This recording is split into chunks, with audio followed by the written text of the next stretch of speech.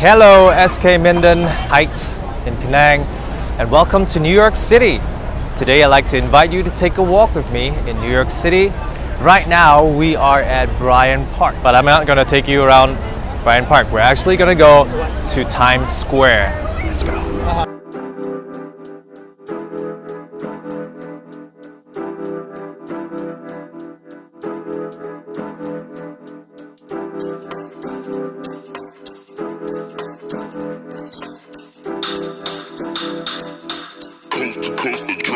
Next level.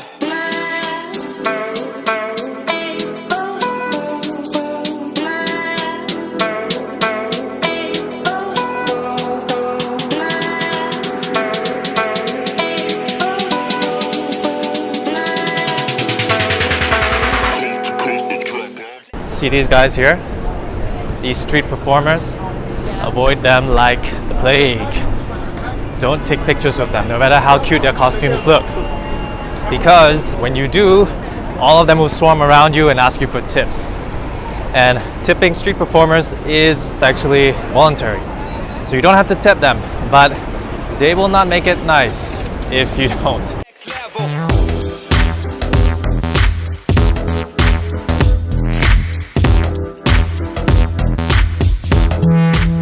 Times Square starts right here on 42nd Street. This is actually the south end of Times Square. I'm gonna take you up all over Times Square in a moment. But first, some information about Times Square. This Times Square is actually one of the most visited tourist destinations in the world. Guess how many people come here every year? So according to the people who run the place, they say that 131 million people come here every year and 360,000 every day. Most of them are like you and me, tourists. This place is also a famous destination for movies. Like, I'm sure you've seen it in Godzilla, you've seen it in Captain America, you've seen it in Transformers, and also Spider-Man 1 and 2.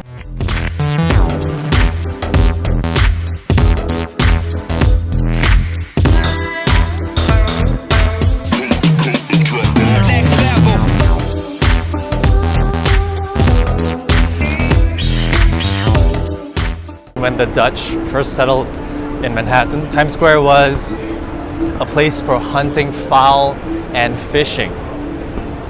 After that, in 1872, it became the carriage-making center for New York. Back then, it was known as Longacre Square. How did it get the name of Times Square?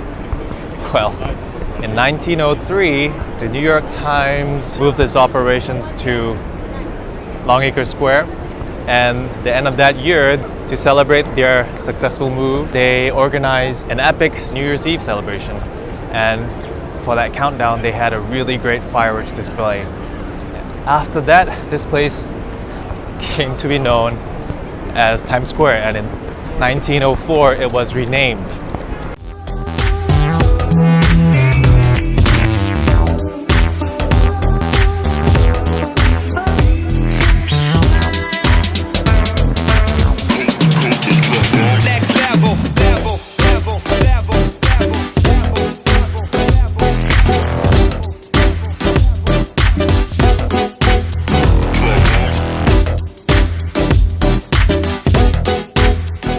This tall building behind me, that's One Times Square. And it's the famous place where the New Year's Eve celebration takes place. They stopped doing the fireworks display and instead they have that ball at the top of the building raised all the way up and drop all the way to the bottom to signify midnight and to welcome the new year. This building is mostly empty, but they don't need the tenants because all those mega billboards, every year they make over 23 million just renting those billboards right there. So if you want to rent a billboard in Times Square, you need at least $1.1 million to $4 million. So if you have a multi-billion dollar business in Malaysia, you should consider it. Put your company's name in the cultural capital of the world.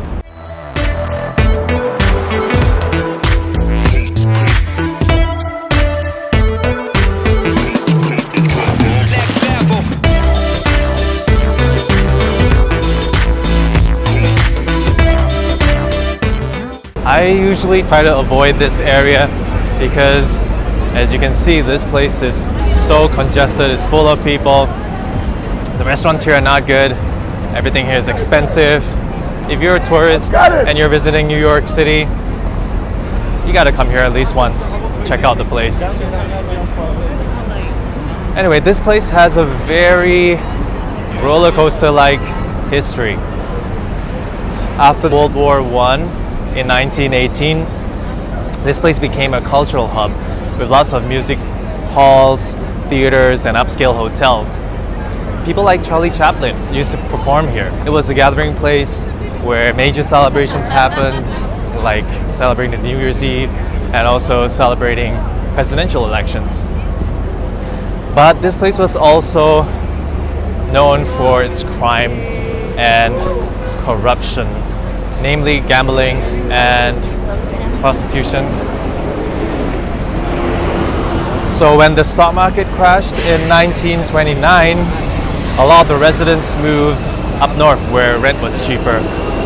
And as a result, many establishments closed down, including some really good theaters. And they were replaced by saloons, as well as brothels and places offering adult shows. So you can ask your teacher what adult shows mean. I'm not gonna tell you. After that, this neighborhood became really dangerous and really seedy. People tried to avoid this place. But it was still a place where people did major celebrations, and this is where they celebrated the victory of World War II. And I don't know if you've seen this famous picture of a sailor kissing a nurse in Times Square. So that picture was taken on the day of celebrating the victory against Japan.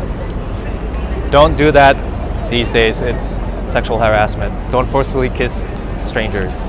After World War II, business in Times Square boomed again.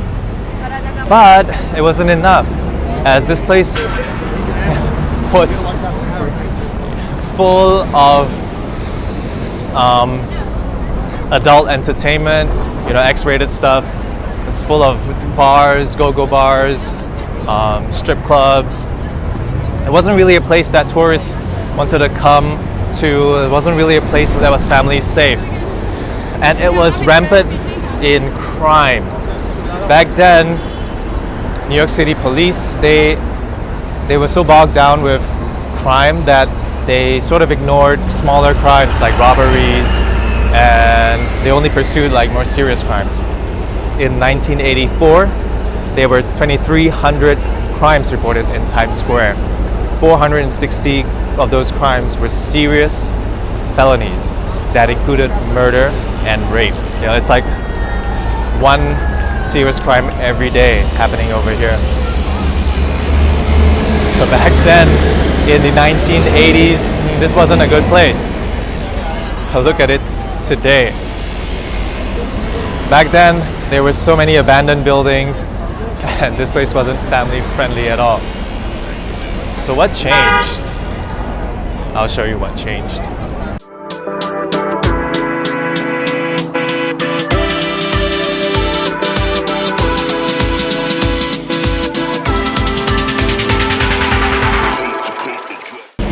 That Disney store is why Times Square is what it is today.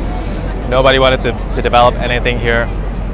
But Disney, when they agreed to build this store, they signed an agreement with the city to have more security, to get rid of all those X-rated entertainment stuff, and to establish more tourist-friendly attractions and upscale entertainment venues. After this Disney store was built and all of the adult entertainment was removed from Times Square, all of this started to happen.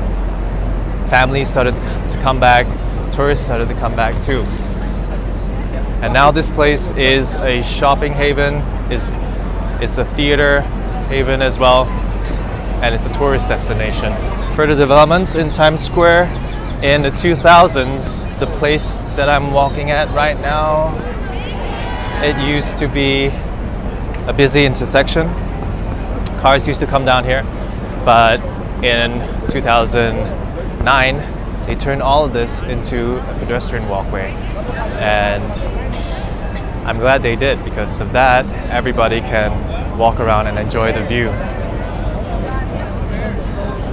And in 2011, Times Square was officially smoke-free. So, don't smoke. It's not good for you.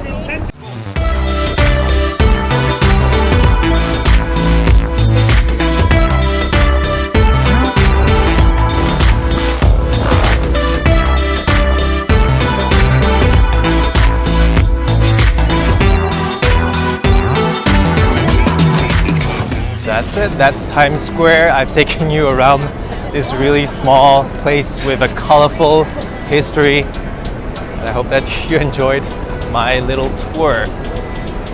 I want to leave you with 3 questions for you to talk with amongst your classmates or discuss with your teacher in class. So, question number 1. What is the most popular tourist attraction in your city or state? Number 2. What is the history of that place? Is it as roller coaster as Times Square? Number 3. Do you like to go to that place? And what are the pros and cons of the place? I look forward to hearing from you. I hope to one day be able to visit your school in Penang. Until then, continue practicing your English. See you soon.